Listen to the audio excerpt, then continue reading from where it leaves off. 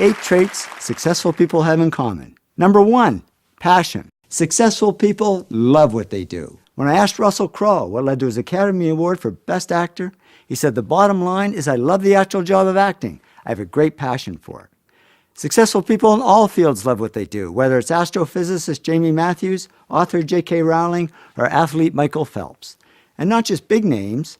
Margaret McMillan, a history professor, says, I spent my life doing what I love. Carlos, a bus driver I sit with at Starbucks, says, I love what I do. I've only missed 3 days in 4 years. And believe it or not, even successful dentists love what they do.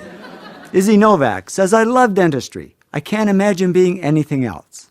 But what about business? Many of you are in business, and we tend to think that business is more about cold numbers than hot passion, more about logic than love. So what surprised me was how often successful business people actually use the words passion or love when they talk about their work.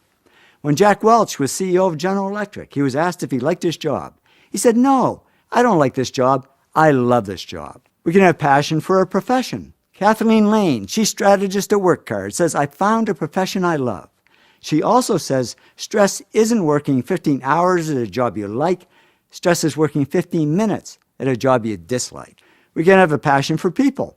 Nez Hallett III, CEO of Smart Wireless, says, I used to be in sales, now I'm a CEO. I just love being around people.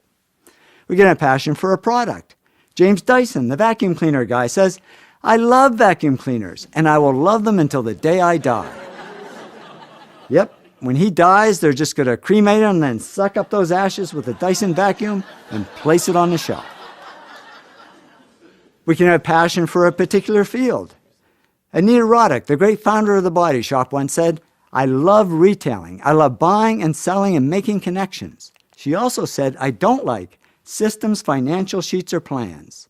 Yes, no matter how much we love what we do, there's always going to be stuff we don't love. The trick is to make sure the stuff you don't love only takes up 20% of your time, and the stuff you do love takes up 80%. If it's the other way around, we're in the wrong job. Passion is sometimes mistaken for ambition. People call Donald Trump ambitious, but he says, I'm not ambitious. I just love what I do. And if you love what you do a lot of stuff. And then people say, oh, you're ambitious. The cool thing about passion is it turns underachievers into superachievers. I have a long list of famous underachievers, like Albert Einstein, who people said would go nowhere when they were young. For instance, who said this? Besides me. I was sitting in my room being a depressed guy, trying to figure out what I was doing with my life. Turns out it was Bill Gates. Bill was such an underachiever, his parents actually sent him to counseling. Yeah, I can just hear the neighbors back then saying, geez, that Gates kid, what a loser. He's never going to go anywhere. And he didn't, until he discovered his passion for software. The big problem is finding your passion. Sure, there's a kid that knows they want to be an accountant or an architect or an astronaut from the time they're 10, but I found a much bigger group of successful people who, when they were young and even when they were older, didn't have a clue what their passion was, and it took them a long time to find it, or to fall into it. Don Lepore, Chief Information Officer at Charles Schwab, said to me, I fell into what I do, and I didn't know I loved it until I fell into it. And I hear that a lot. So how do people find their passion? Well, they just get out there and try a lot of stuff and explore many paths. Robert Munch explored many paths. He said to me, I studied to be a priest. That turned out to be a disaster. I tried working on a farm. They didn't like me. I worked on a boat. It sank. I tried a lot of things that didn't work, but I kept trying, and then I tried something that did work. And I'd say it worked. As a children's author, he sold over 40 million books. Yes, finding a job we love is like finding a person we love. Sometimes we just got to go on a lot of really bad dates before we find the right one. Now, I read a survey of 18 to 25-year-olds, and 81% said their first or second life goal was to get rich. And I thought, boy, they've got it all wrong, because I've interviewed many millionaires and billionaires, and guess how many of them said their life goal was to get rich? 0. They didn't do it for money, they did it for love. They went for the zing, not the ka-ching ka-ching. When Bill Gates and Paul Allen started Microsoft, they didn't do it for the money. Bill says Paul and I never thought we'd make much money. We just loved writing software. And with that attitude, he became the richest man in the world. J.K. Rowling didn't write Harry Potter books for the money. She said, I love writing these books. I just wanted to make enough money to continue to write. And with that attitude, she became a billionaire. I became a millionaire by following my heart, not my wallet, and a number of times I walked away from great-paying jobs to do poor-paying jobs I love better.